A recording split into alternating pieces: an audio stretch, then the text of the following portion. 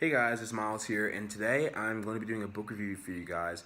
And the book I'm going to be reviewing is The Giver by Lois Lowry.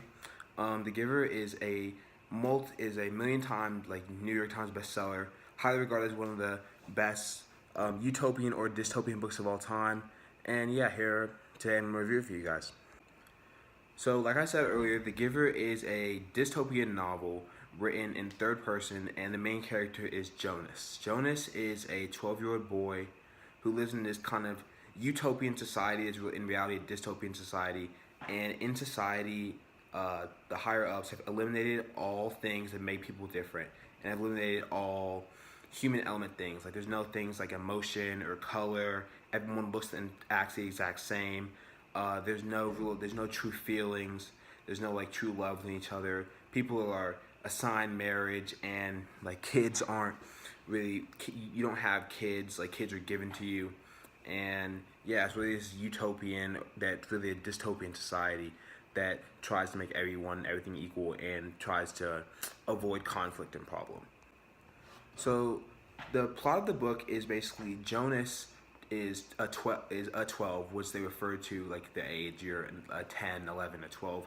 So basically in the book, when you turn 12 and you're a 12, you go to this ceremony where basically the elder of the community assigns you a job, and their jobs such as birth giver, like people who give birth to children and give them out in the community, like street sweeper, people who sweep the streets. There's caregiver, people who care for the elderly or babies, and basically all the 12s go through, and this is your job for the rest of your life. And you can make an appeal, but the appeals don't really work, so basically you're stuck with this job. And Jonas gets the job of the receiver. And basically the receiver, what they do is there's multiple receivers, there's only one receiver. And the receiver gets passed down all the prior memories and feelings and colors and things like that in the form of memories from the current receiver, and these are memories from the prior world and from the prior society and community they lived in, where there were things like emotion and color and love and things like that. So when Jonas gets these memories from the giver, who is the prior receiver, the giver gives it by putting his hands on Jonas's back and then transmits the memories through him. And throughout the book, these memories, some of the scenes where these memories are being transmitted, they're very vivid and sometimes hard to read and can be uncomfortable when certain memories, such as war and death, and there's a lot of sexual messages that are kind of uncomfortable but important to the plot of the story to show that Jonas is really blind to all these issues. And there's also some really happy parts where Jonas learns about things like love and learns about things like colors and flowers and all the animals and things like that, because he doesn't have it in this society. And throughout these times and these things that he gets these memories, he really learns how bland his life is, and he kind of gets sick of it and gets angry because he finds out about all these good things, and he gets mad at the community for hiding them from him from all this time, and he finds out that really they're hurting the rest of the community by hiding all these things from them. So one of the main conflicts of the book has to do with a young baby named Gabriel. And Jonas meets Gabriel because Jonas's father is a caregiver who takes care of young infants when they're first born. And the baby Gabriel has trouble sleeping, so to help him calm down and sleep, Jonas gives him the soothing memories that he is given. And of course this is illegal, but Jonas does it anyway, and he really starts to develop a relationship with Gabriel. And the story really takes a turn when Jonas finds out that Gabriel is going to be released and he's going to be killed, which is something they do to babies often. And Jonas does not want this for Gabriel. He's come really close to him. So basically he takes Gabriel and they run away.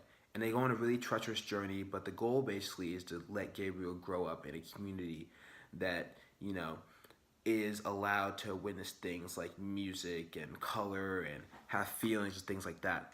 So basically the end part of this book is the journey they have. They go through a really long, tough journey through snow, up hills, down hills, things like that, just for Jonas and Gabriel to get to this new community where they can live a normal life, get out of this utopia that's really a dystopia. Some of the pros about this book is that it is particularly short and it's an easy read. It's only about 179 pages, about 23 chapters, but it is a very short book, and It is to the point. There's not a lot of beating around the bush with the plot, things like that. And that's really one of the pros of this book, because if you're like me, you don't really like spending a lot of time reading, and you don't like those 300, 400, 500 page novels. And this is a novel, but it's a short book, only about less than 200 pages, only 170 something pages. So it's really like an in and out quick read, and it's very emotional and very vivid, and you can really feel all the emotion. And sometimes it makes it kind of difficult to read, but it's really good for a book to have that. So you really develop a true connection to characters like Jonas and Gabriel, and you really feel for them. And when he gets these new memories, you can relate to that because you've witnessed them yourself, and you really feel for them, and you want him to get out of this dystopia.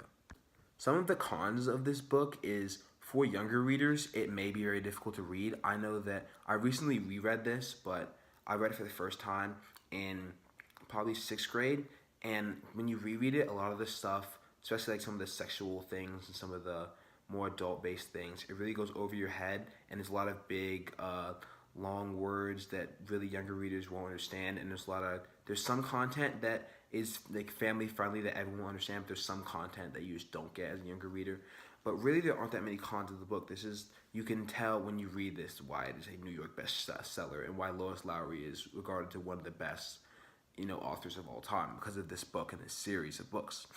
This is really a good read. It's a short read, and if you can get past some of the big words and some of the strong use of language, this is really a book that's enjoyable for all. And that is it. Thank you for watching my book review of The Giver. I hope that if you read the book, you have a little bit more understanding of it and you understand why I like it. And if you have not read the book, I hope this inspires you to go out and read the book because it's one of my favorite novels, probably my favorite novel of all time. So yeah, I hope you guys go out and read this book, and hope you all see you next time.